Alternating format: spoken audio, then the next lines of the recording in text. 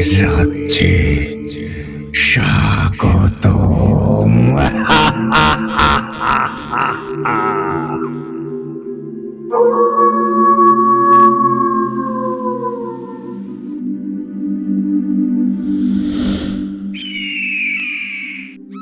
আসসালামু আলাইকুম বন্ধুগণ। সবাইকে স্বাগতম জানাচ্ছি ভূত আড্ডার আরো একটি নতুন এপিসোডে। আর বরাবরের মতোই আপনাদের সাথে আছি আমি ইমরান এইস খান। আজকে কিন্তু আপনাদের জন্য দুর্দান্ত একটা ঘটনা নিয়ে হাজির হয়েছি। আপনারা গত সপ্তাহে শুনেছিলেন দাদাজিনের ও জুবাইর হুজুরের একটা ঘটনা, তাই না? ওই ঘটনাটি আমাদেরকে লিখে পাঠিয়েছিলেন শাকিল আহমেদ শান্ত ভাই। আজকে শাকিল আহমদ শান্ত ভাইয়েরই আরও একটি দুর্দান্ত ভয়ঙ্কর ঘটনা শোনাতে চলেছি। আজকের ঘটনাটির নামকরণ করা হয়েছে ফরমান আলী কবিরাজ ও পাতালি জিন। আশা করি এই ঘটনাটি আপনাদের বেশ ভালো লাগবে। বেশি কথা বলে ঘটনার আমেজটা নষ্ট করতে চাচ্ছি না। মূল ঘটনায় চলে যাওয়ার আগে আপনাদেরকে শুধু বলতে চাই, আপনারা যারা এখনও আমাদের চ্যানেলটিকে সাবস্ক্রাইব করেননি, দ্রুত সাবস্ক্রাইব করে ফেলুন এবং বেল আইকনটি অন করে রাখুন। এর ফলে আমাদের পরবর্তী সকল আপডেট সবার আগে আপনাদের কাছে পৌঁছে যাবে। আর আপনাদেরকে বিশেষভাবে অনুরোধ করব, আপনারা যারা আমাদের ঘটনাগুলো রেগুলার শোনেন বা আমাদের ঘটনাগুলো আপনাদের কাছে যাদের ভালো লাগে, আপনারা অবশ্যই কিন্তু একটা করে লাইক করে দেবেন এবং শেয়ার করে দেবেন। কেননা একটা ভিডিওতে যখন দেখা যায় অনেকগুলো ভিউ হয়েছে কিন্তু লাইকের পরিমাণটা খুবই কম, সেক্ষেত্রে কিন্তু এটা একটু বেমানান দেখায়, তাই না?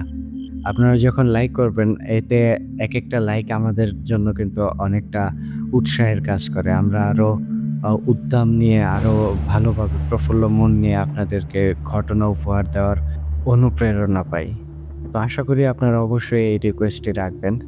তো আর কথা বাড়াচ্ছি না, এবার সরাসরি চলে যাচ্ছি আজকের এপিসোডের মূল ঘটনায়। চলুন শুনে আসি ফরমান আলী কবিরাজ ও পাতালি জিনেদের ঘটনা।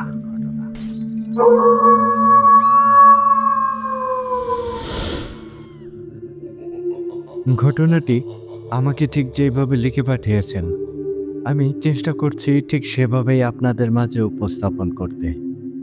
লিখছেন, আসসালামু আলাইকুম প্রিয় ইমরান ভাই এবং ভোতারটার সকল লিসেনার্স। কেমন আছেন সবাই? আশা করি সবাই অনেক ভালো আছেন। আমি শাকিল আহমেদ। আজ আবারও আপনাদের জন্য একটা দুর্দান্ত ঘটনা নিয়ে হাজির হয়েছি। এটা ভূত আড্ডায় আমার পাঠানো তৃতীয় ঘটনা।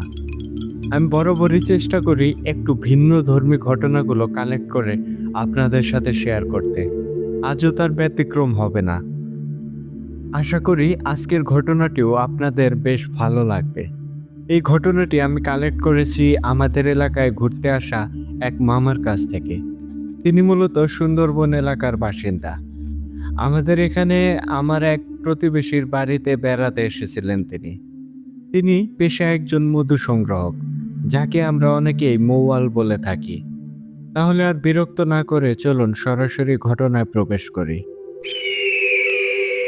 একদিন কথায় কথায় আড্ডা জমে ওঠে ভৌতিক ব্যাপার নিয়ে। সেদিন সে বিড়ি খেতে খেতে বলেছিল, আরে তোমরা কি সব ভূত প্রেতের ঘটনা বলো, এগুলো শুনে তো আমাদের এলাকার বাচ্চারাও ভয় পাবে না। শোনো, সত্যি অশরীরীর একটা ঘটনা বলি।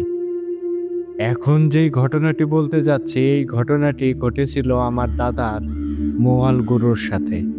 বলে রাখা ভালো, আমরা বংশগতভাবেই মৌয়াল। সুন্দরবনের সাথে আমাদের সম্পর্কটা আত্মার। আমার দাদার গুরু সে ছিল একজন আধ্যাত্মিক গোছের মানুষ। শোনা যায় তিনি নাকি মন্ত্র বলে বনের হিংস্র বাঘকেও বশ করতে পারতেন।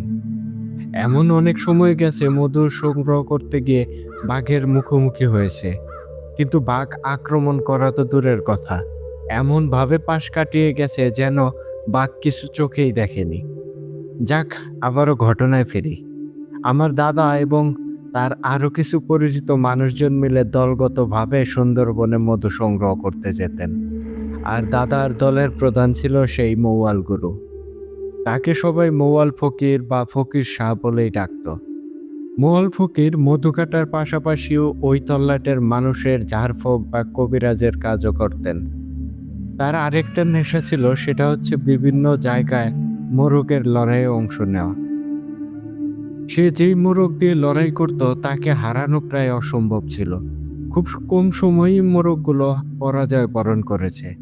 একদিনের কথা, আমাদের গ্রাম থেকে ৪-৫ গ্রাম পরে মোরগ লড়াইয়ের আয়োজন করা হয়। প্রায় ১৬টা গ্রামের মোরগ প্রতিযোগিতায় অংশগ্রহণ করে। এক মোরগ অন্য মোরগকে হারিয়ে ধীরে ধীরে ফাইনাল খেলার দিকে এগিয়ে যাচ্ছিল।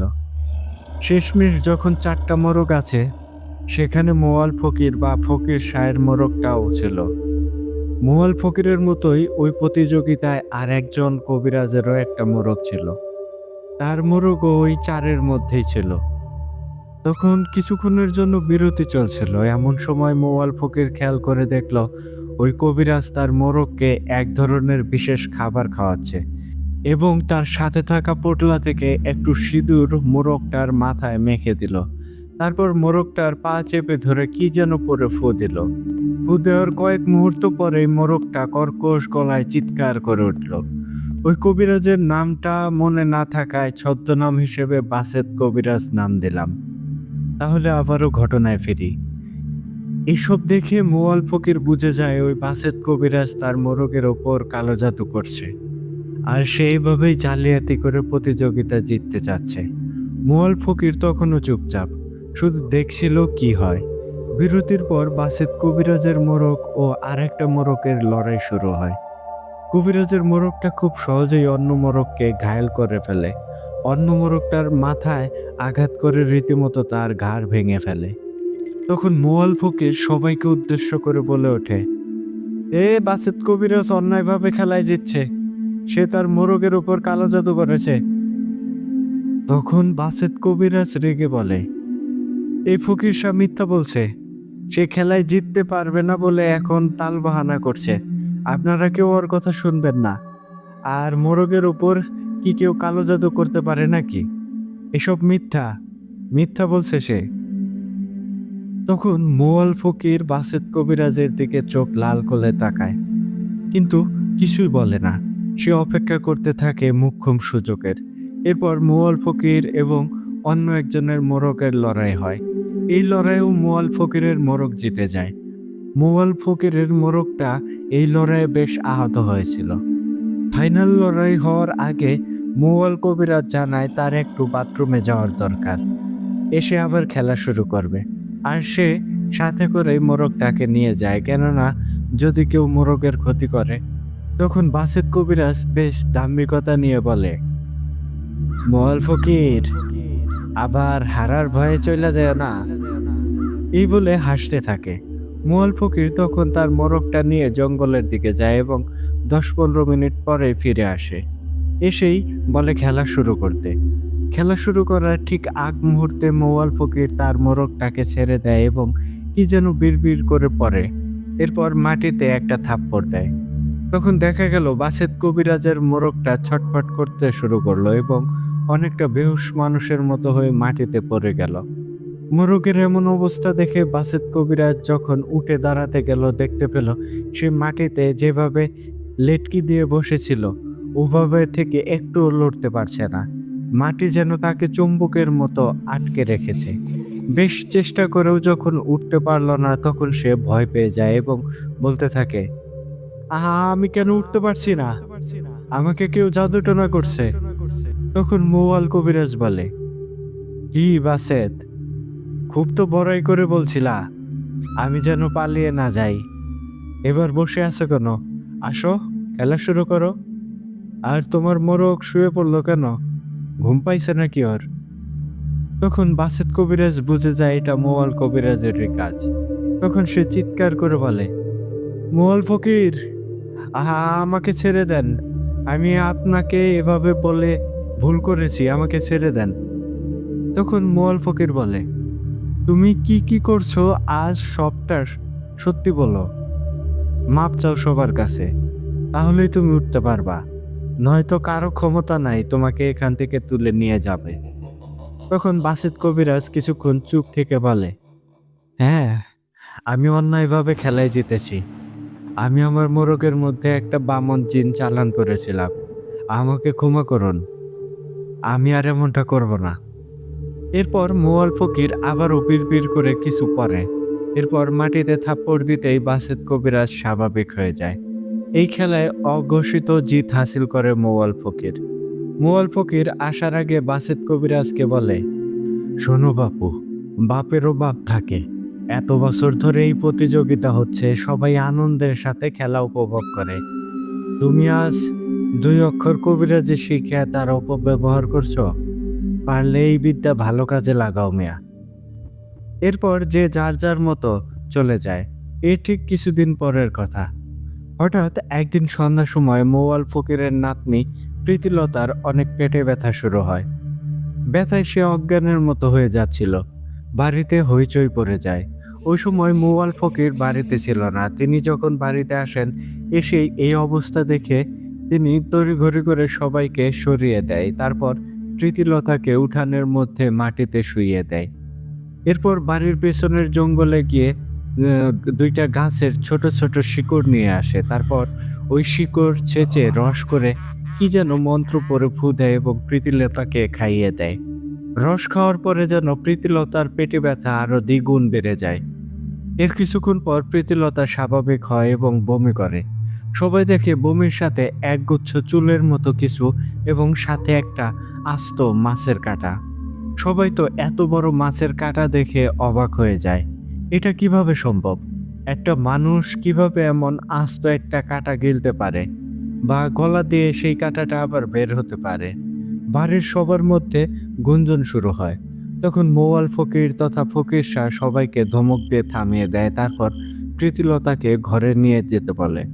সেদিন রাতেই সবাইকে ঘরে ঘুমাতে বলে ফকির শাহ ওরফে মোয়াল ফকির বাড়ির উঠানে গোলবৃত্ত এঁকে যজ্ঞ করে আর তার আশেপাশে থাকা শক্তিশালী জিনেদেরকে ডাকে। বেশ কিছু সময় পরে একটা জিন হাজিরও হয়। তখন ফকির শাহ তাকে আদেশ করে কে তার নাতনির ওপর কালো জাদু করেছিল সেই খোঁজ নেওয়ার জন্য। জিনটা কিছু সময় পরে এসে ফকির শাহকে বলে, ফকির শাহ, আমি যতদূর খোঁজ নিয়ে জানতে পারলাম, আপনার নাতনির ওপর এই কালো জাদুর জন্য আপনিই দায়ী। সেদিন মোরগ লড়াই প্রতিযোগিতায় যেই কবিরাজকে আপনি জব্দ করেছিলেন, ওই বাসেত কবিরাজই আপনার নাতনির ওপর একটা পাঠা বলি দিয়ে একটা পিশাচ জিনকে চালান করেছিল। সে চেয়েছিল আপনার ক্ষতি করতে, কিন্তু আপনি যেহেতু সবসময় নিজেকে সুরক্ষিত রাখেন, তাই আপনার ক্ষতি করতে পারেনি। এরপর মূলত আপনার নাতনি প্রীতিলতার ওপর জিন চালান করে। যে চুলগুলো প্রীতিলতার বমির সাথে বেরিয়েছে, ওগুলো মূলত ওই পাঠার দাড়ির অংশ। আর ওই মাছের কাঁটাটা ওই পিশাচ জিনটা আপনার নাতনির স্বপ্নের মাধ্যমে পেটে ঢুকিয়ে দিয়েছে। ওই কাঁটাটা ধীরে ধীরে আপনার নাতনির পেটে ক্ষত তৈরি করত, আর ধীরে ধীরে পেটে পচন সৃষ্টি করত। এটাই আমি জানতে পেরেছি। এরপর জিনটা চলে যায়। ওদিকে মোয়াল ফকির তথা ফকির শাহ ভাবে এই বাসেত কবিরাজকে উচিত শিক্ষা দেবে। যেই ভাবা সেই কাজ। ফকির শাহ এর কিছুদিন পর জঙ্গলে মধু সংগ্রহ করতে গিয়ে একটা কচ্ছপ ধরে আনে। এরপর সেই কচ্ছপটার ওপর এক ভয়ঙ্কর কালো জাদু করে বাসেত কবিরাজের নামে। তারপর সেই কচ্ছপটিকে পাহাড়ি নদীতে নিয়ে ছেড়ে দেয়। এরপর বেশ কিছুদিন পরের কথা। বাসেত কবিরাজকে কিছু লোক কাঁধে করে মোয়াল ফকিরের বাড়িতে নিয়ে আসে। এই কি অবস্থা বাসেত কবিরাজের? বাসেত কবিরাজ হামাগুড়ি অবস্থায় চিত হয়ে আছে, আর হাতের তালু এবং পায়ের তালুতে পচন ধরেছে। পিঠের হাড়টা যেন বেঁকে গিয়েছে। তখন বাসেত কবিরাজ করুণ সুরে বলে, ফকির শাহ, আমি জানি আপনি আমার উপর জাদুটনা করেছেন। আমি মানছি আমি ভুল করেছি, কিন্তু আপনিও তো একই কাজ করলেন। আমি অনেক কবিরাজের কাছে গেছি, কিন্তু কেউ এর প্রতিকার করতে পারেনি। সবাই বলেছে যে এই কালো জাদু করেছে, একমাত্র সেই পারবে আমাকে ঠিক করতে। ফকির শাহ, আমাকে ক্ষমা করুন, আমি আর পারছি না। এইসব শুনে ফকির শাহ কিছুই বলে না, চুপচাপ বসে থাকে। এর কিছুক্ষণ পর বলে, আমি তোমার কোনো উপকার করতে পারবো না।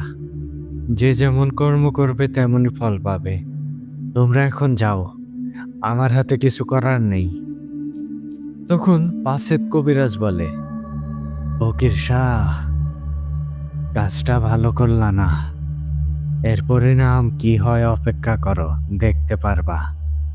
আমিও কিন্তু এসব বিদ্যা কম জানি না। আমি যদি ঠিকঠাক না থাকতে পারি তাহলে কিন্তু তোমাকেও থাকতে দেব না। এরপর বাসেত কবিরাজকে যেইভাবে নিয়ে এসেছিল সেভাবে নিয়ে চলে যায়। এভাবে কেটে যায় 1 সপ্তাহ। এর মধ্যেই খবর আসে বাসেত কবিরাজ মারা গেছে। এরও ঠিক 15 দিন পর শুরু হয় এক নতুন সমস্যা। হঠাৎ করেই মৌয়াল কবিরাজ কিছু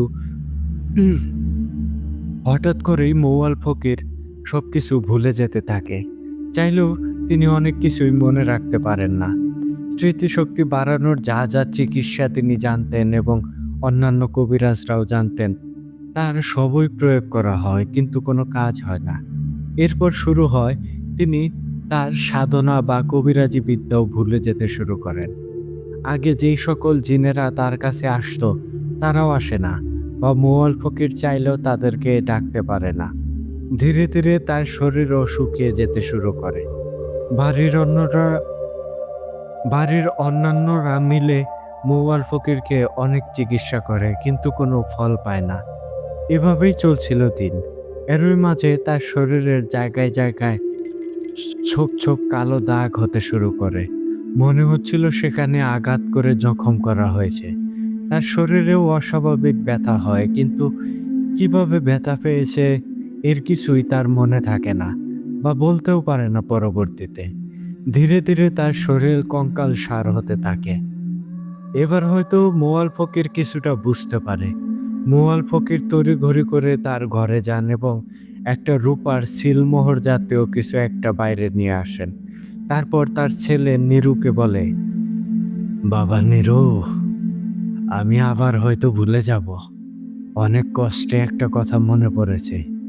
শোন, এই সিলমোহরটা নিয়ে তুই এখান থেকে 11 ক্রোশ দূরে হাটিবাড়ি নামক একটা গ্রাম আছে, ওই গ্রামে যাবি। সেখানে ফরমান আলী কবিরাজ নামক একজন লোক আছে। তাকে গিয়ে দেখাবি আর বলবি তুই আমার ছেলে, আমি তোকে পাঠিয়েছি। আর কিছুই বলতে হবে না। এরপর সে যা বলে তাই শুনিস। এইসব কথা বলতে না বলতেই ফকির শাহ সব ভুলে যায়। তখন ফকির শাহ বলে, কিরে বাপ, তুই এখানে কি করিস? আমাকে বাড়িতে দিয়ে আয়। তখন মোয়াল ফকিরের ছেলে নিরু বলে, বাবা, তুমি তো বাড়িতেই আছো, যাও তুমি ঘরে গিয়ে শুয়ে থাকো। সেদিন সন্ধ্যা হয়ে যাওয়ায় নিরু আর বের হয় না। তার বাবার কাছ থেকে রূপার সিলমোহরটা নিয়ে নিজের কাছে রেখে দেয়। এর পরের দিন সকালে নিরু বের হয় হাটিবাড়ি গ্রামের উদ্দেশ্যে।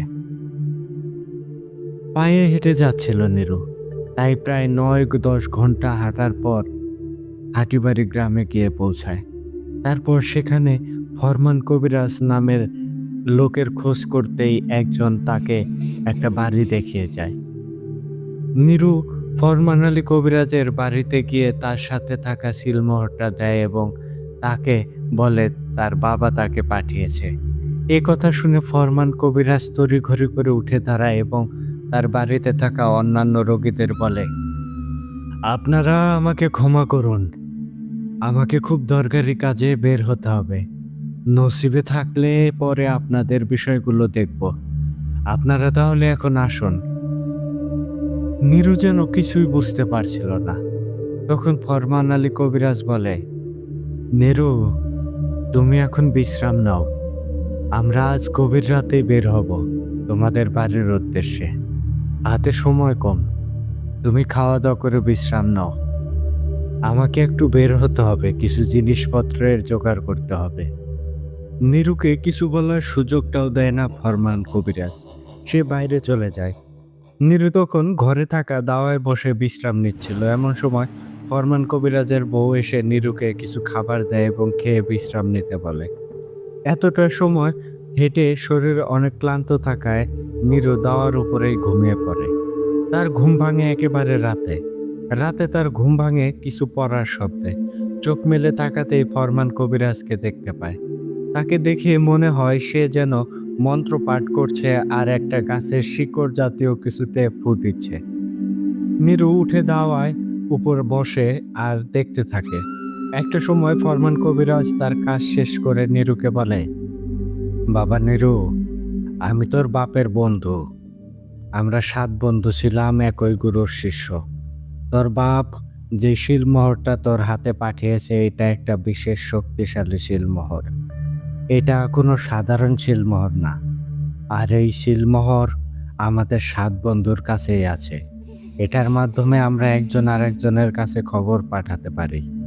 আর আমরা অতীতে প্রতিজ্ঞা করেছিলাম আমরা যদি বিশেষ কোনো ঝামেলায় পড়ি তাহলে এই শিলমোহর লোক মারফত পাঠালে কেউ আর দেরি না করে তৎক্ষণাৎ অন্যজনকে সাহায্য করার জন্য বেরিয়ে পড়ব। আমরা এখন 5 বন্ধু বেঁচে আছি। বেশ কিছু বছর হলো আমাদের 2 বন্ধু মারা গেছে। আমরা 7 জন গুরুর কাছ থেকে শিক্ষা নেওয়ার পর গুরুর আদেশে এক একজন এক এক অঞ্চলে চলে যায় মানুষের সেবা করার জন্য। আজ এত বছর পর আমরা আবার মিলিত হতে যাচ্ছি। শোন বাবা, অন্য 3 জন খুব তাড়াতাড়ি আমাদের এখানে এসে পৌঁছাবে। এরপর আমরা তোদের বাড়িতে যাব। তুই কিন্তু ভয় পাস না। অনেক অলৌকিক কিছুই দেখতে পাবি বা বুঝতেও পারবি, কিন্তু এ নিয়ে চিন্তা বা ভয় পাস না যেন। এরপর নীরু এবং ফরমান কবিরাজ অপেক্ষা করতে থাকে। এর মধ্যে অবশ্য রাতের খাবার খাওয়া শেষ হয়। তখন সময় আনুমানিক মধ্যরাত। হঠাৎ বাড়ির বাইরে ঠক করে একটা আওয়াজ হয়। তখন ফরমান কবিরাজ বলে, নীরু, চল, যাওয়ার সময় হয়েছে, ওরা চলে এসেছে। নীরু বাইরে আসতেই দেখে একজন বুজুর্গ ব্যক্তি এবং 2 জন পাগল মতো দেখতে লোক দাঁড়িয়ে আছে। আর তাদের পিছনে বিশালাকার একটা হালকা ছায়া অবয়ব দাঁড়িয়ে আছে। ফরমান কবিরাজ তাদের দিকে এগিয়ে যায় এবং সবার সাথে মুসাফা করে। এরপর নীরুকে ডাক দিয়ে বলে, নীরু, এদিকে আয়। আর ওই লোকগুলোকে বলে, এই হচ্ছে মোয়ালের ছেলে।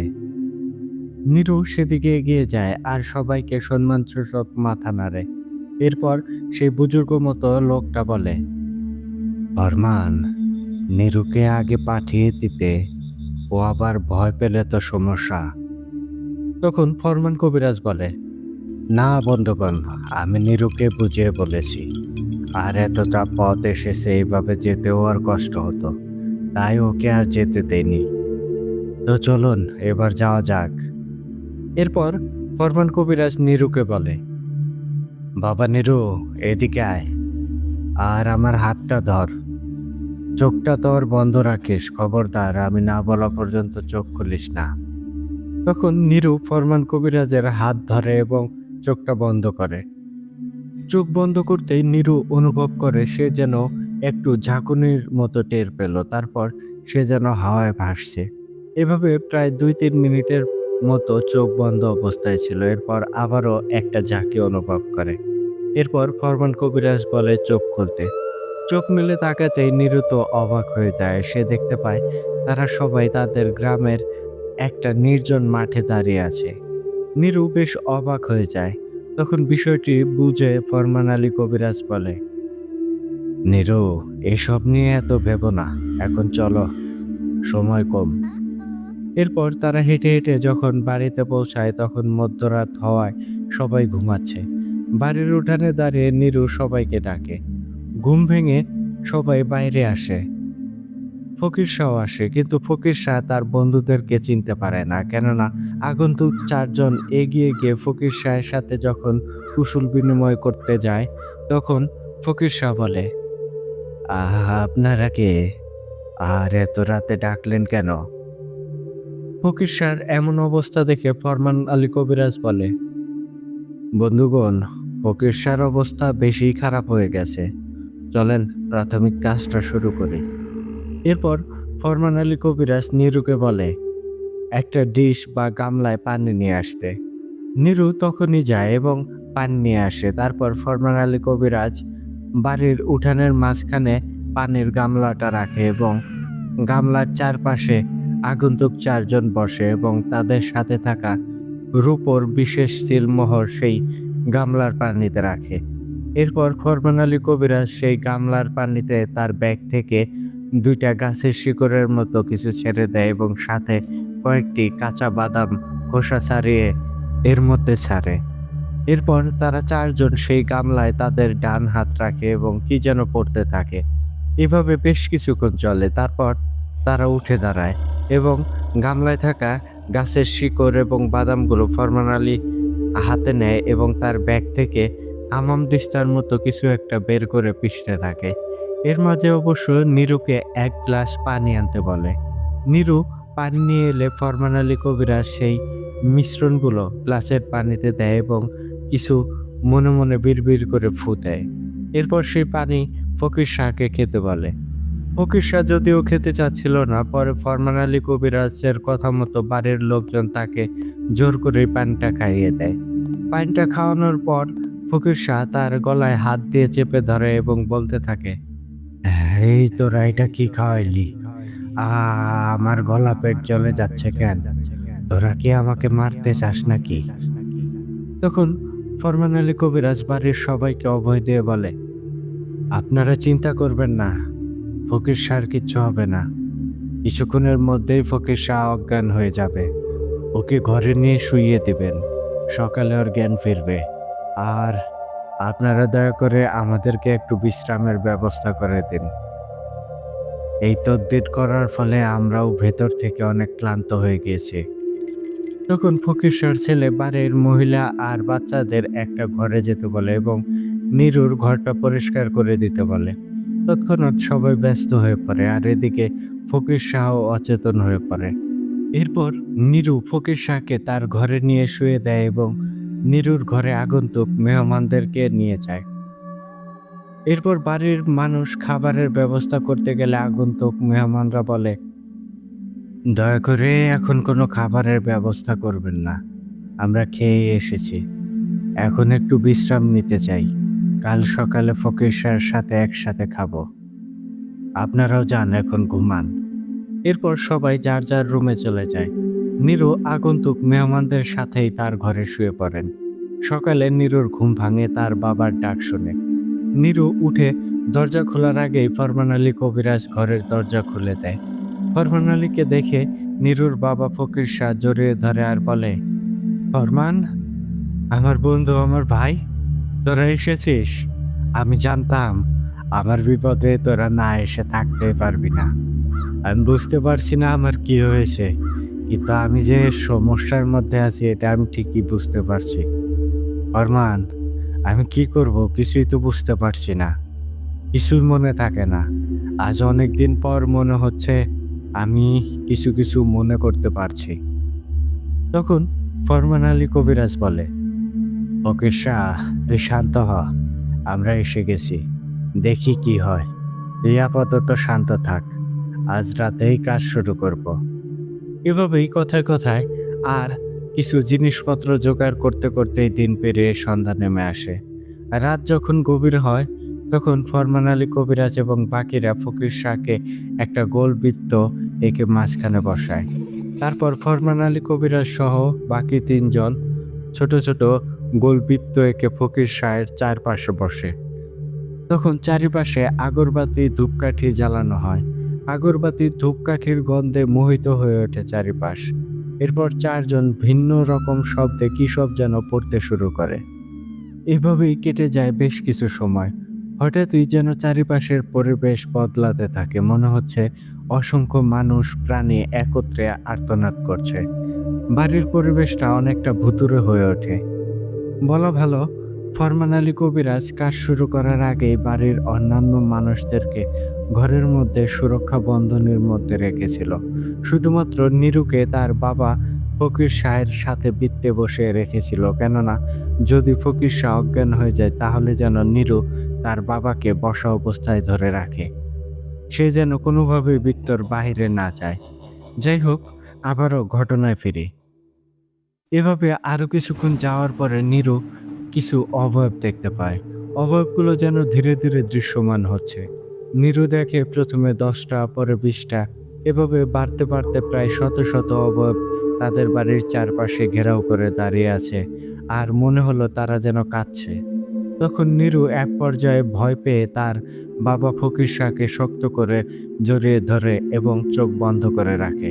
চোখ বন্ধ থাকলেও নীরু কিন্তু ঠিকই শুনতে পাচ্ছিল। এরপর নীরু শুনতে পায় ফরমান আলী কবিরাজ বলছে, এই, তোদের সর্দারকে ডাক, তোদের দিয়ে আমার কিছুই হবে না, তোরা শুধু শুধুই কিন্তু মারা পড়বি। তখনই যেন মাটি কাঁপতে শুরু করে। নীরু শুনতে পায় কিছু একটা ধপাস করে মাটিতে পড়ল। আশেপাশের মাটি এবং ঘরবাড়ি যেন কেঁপে উঠল। তখনই একটা কর্কশ কণ্ঠ বলে উঠল, এই কবিরাজ, তোরা সবাই মিলে কি শুরু করছস? আমার অনুসারীদের এখানে এভাবে আটকে রেখেছিস কেন? আর কেনই বা আমাকে ডাকলি? তখনই ফরমান কবিরাজ বলে ওঠে, সর্দার, একটা বিশেষ কাজেই ডাকা হয়েছে।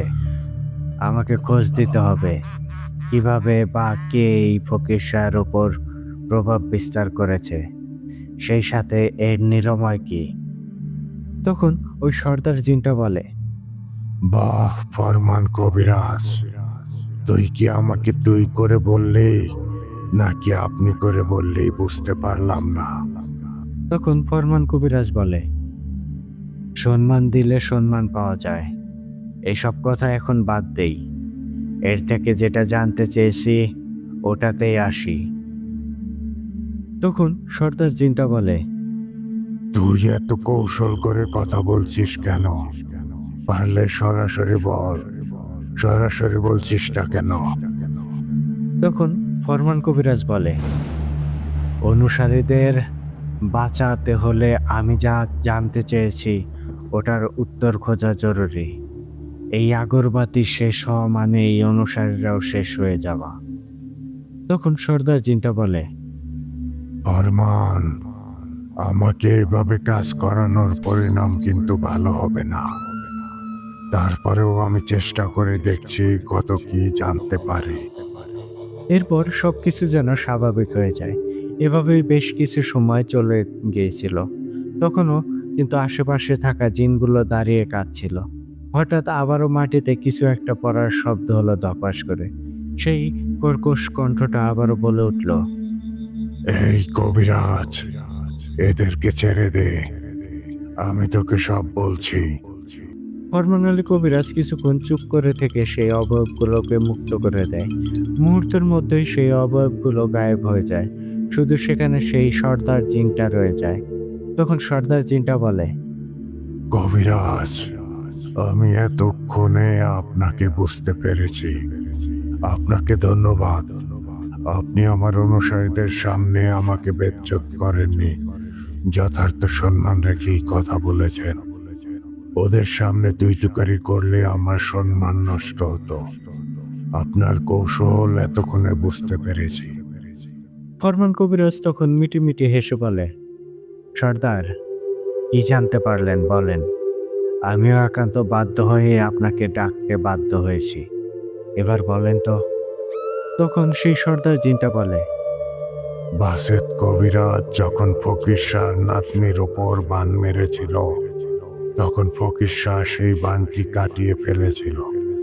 এরপর ফকির শাহর আগে ক্ষোভে বাসেত কবিরাজের ওপর মরণ বান মেরেছিল। বাসেত কবিরাজ যদিও পরে এসেছিল ফকির শাহর কাছে মাপ চাইতে, কিন্তু রাগে ক্ষোভে ফকির শাহ তাকে চলে যেতে বলে। এর কিছুদিন পরই বাসেত কবিরাজ মারা যায়, কিন্তু সে মারা যাওয়ার আগে নিজের জীবনের বিনিময়ে ফকির শাহর ওপর উল্টো বান মেরে যায়। সে একটা ইল বা উচ্চে মাছের ওপর জাদুটনা করে ফকির শাহর জানের চুক্তি করে। উচ্চে মাছটার শরীরে একটা লম্বা কাঠি ঢুকিয়ে দিয়েছে, আর মাছটাকে গভীর নদীর মাঝে ছেড়ে দিয়েছে। মাছটা নদীর গভীরে এমন ভাবে আছে যে সে বেশি চলাফেরা বা খাবার খেতে পারে না। আর হয়তো 5-7 দিনের মধ্যেই মাছটা মারা পড়বে। মাছটা মারা গেলে কিন্তু ফকির শাহ মারা যাবে।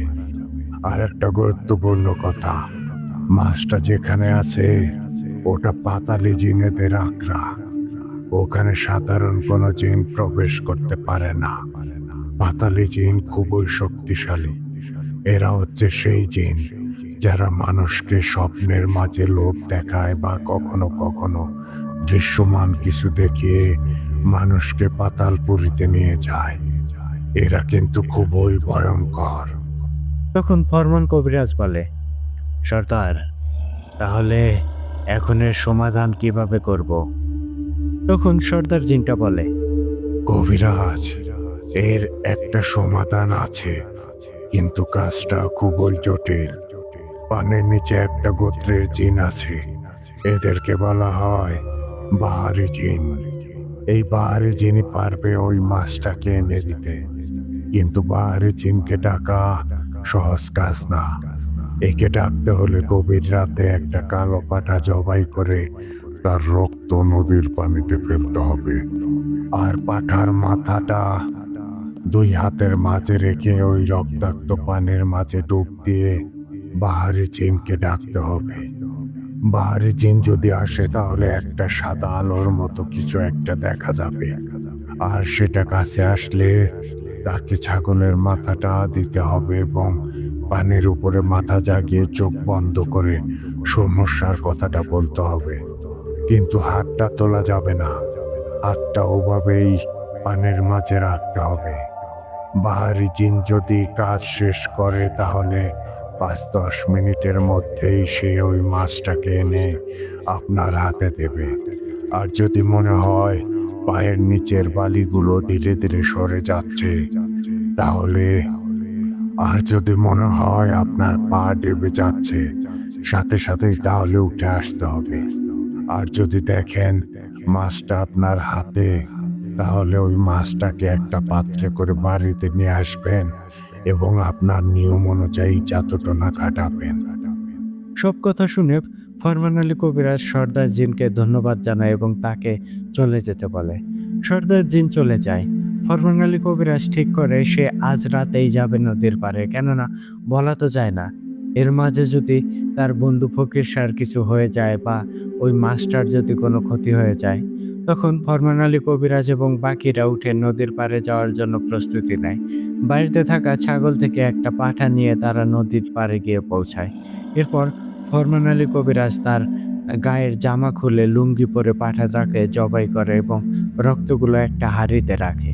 তারপর সে হাঁড়ির মধ্যে থাকা রক্তগুলো বুক সমান পানিতে নদীর মাঝে ছুড়ে দেয়।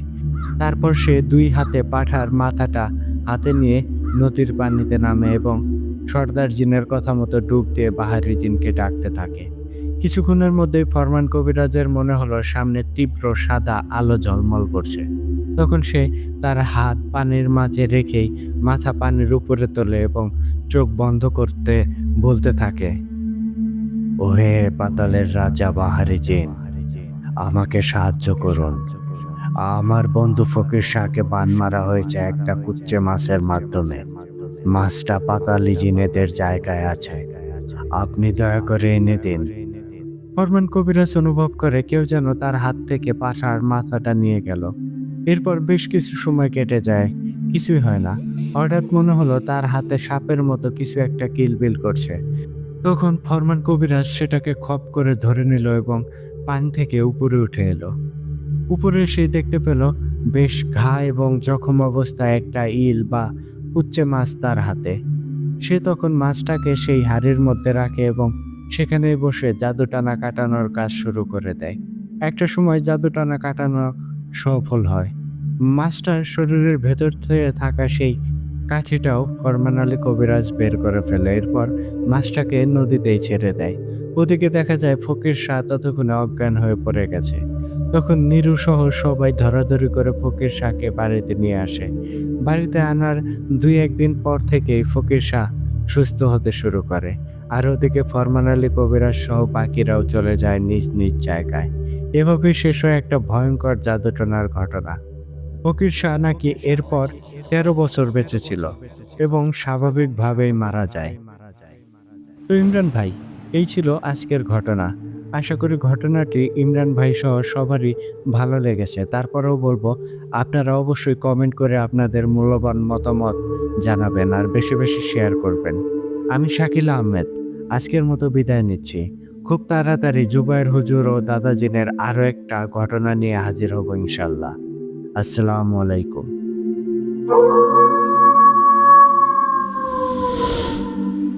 ওয়ালাইকুম আসসালাম শাকিল আহমেদ ভাই। ধন্যবাদ ভাই এত সুন্দর একটা ঘটনা আমাদের সাথে শেয়ার করার জন্য। সত্যিই ভাই, আপনার ঘটনাগুলো যতই পড়ছি ততই যেন ফ্যান হয়ে যাচ্ছি। আপনি এত সুন্দর করে গুছিয়ে ঘটনাগুলো লেখেন। আর আপনার ঘটনাগুলো বেশ ইউনিক হয়। মানে অনেকটাই আনকমন। তো ভালো লাগে ভাই ঘটনাগুলো। আপনি এভাবেই আমাদেরকে ঘটনা দিন। এভাবেই আমাদের সাথে থাকুন, এটাই কামনা করি। তো ধন্যবাদ শাকিল আহমেদ ভাই। সেই সাথে ধন্যবাদ জানাতে চাই আপনাদের সবাইকে। আপনারা যারা এতক্ষণ আমাদের ঘটনাগুলো শুনছিলেন। এর আগে আমি অবশ্য বলেছিলাম আপনাদের করা কমেন্টগুলো আমি পড়ব। ঠিক তারই ধারাবাহিকতায় গত সপ্তাহে বৃহস্পতিবারের এপিসোডটিতে আপনারা যারা কমেন্ট করেছিলেন সেখান থেকে কিছু কমেন্ট আমি পড়ার চেষ্টা করছি। আ আমাদেরকে কমেন্ট করেছিলেন রেজাবুল কাজী। তিনি লিখেছিলেন, "খুব ভালো হয়েছে ঘটনাটি।" ধন্যবাদ ভাই। ম্যাড গেমিং 35 কমেন্ট করেছিলেন, "অনেক সুন্দর হয়েছে ঘটনা। খুবই ভালো লাগলো।" ধন্যবাদ ভাই। আ সেই সাথে কমেন্ট করেছেন দেখতে পাচ্ছি সকালের আলো। "খুব ভালো এবং কষ্ট লাগলো। আমার তো চোখের পানি চলে এসেছে।" ধন্যবাদ ভাই এত সুন্দর কমেন্ট করার জন্য। আপনাদের ভালো লেগেছে এতে আমাদের সার্থকতা। এমডি রাজু কমেন্ট করেছেন, অনেক ভালো লেগেছে তার। মেহেদী গেমিং কমেন্ট করেছেন, অসাধারণ ঘটনা। ধন্যবাদ ভাই। এমডি নাজমুল কমেন্ট করেছেন, আসসালামু আলাইকুম ভাই, কেমন আছেন? নোটিফিকেশন পাওয়ার সাথে সাথেই চলে আসলাম। ওয়ালাইকুম আসসালাম নাজমুল ভাই। ধন্যবাদ ভাই, এভাবেই পাশে থাকবেন। ফুলবাবু সর্দার কমেন্ট করেছেন, ইমরান ভাই, শাকিল আহমেদ শান্তু ভাইয়ের জুবায়ের হুজুরের ঘটনা এক কথায় অসাধারণ হয়েছে। ভাই, আপনার ঘটনা আরো বেশি, বেশি চাই। ধন্যবাদ ফুলবাবু সর্দার ভাই। আমিও আপনার সাথে সহমত। আমিও চাই শাকিল আহমেদ ভাই আরো ঘটনা পাঠাক। তারপর কমেন্ট করেছেন দেখতে পাচ্ছি আহমেদ শান্ত ভাই। ভাই ইয়াসিন হুজুরের ঘটনা চাই। ইয়াসিন হুজুরের ঘটনা ইনশাআল্লাহ খুব তাড়াতাড়ি আপনাদেরকে শোনানোর চেষ্টা করব। এরপর কমেন্ট করেছেন শোয়েব ভূঁইয়া। আ সেই সাথে কমেন্ট করেছেন বিএফসি মেহেদী। আরও কমেন্ট দেখতে পাচ্ছি। কমেন্ট করেছেন খায়রুল আলম সবুজ। অধীর আগ্রহ নিয়ে অপেক্ষা করছি কখন শুনতে পাবো। তো এই ছিল আপনাদের করা বেশ কিছু কমেন্ট। ধন্যবাদ। আপনারা আরো বেশি, বেশি কমেন্ট করবেন। আর অবশ্যই লাইক করে দেবেন। আমি আপনাদেরকে অনুরোধ করব, আপনারা যারা আমাদেরকে কমেন্ট করেন, আপনারা অবশ্যই আপনাদের নামটা লিখে তারপর কমেন্ট করবেন।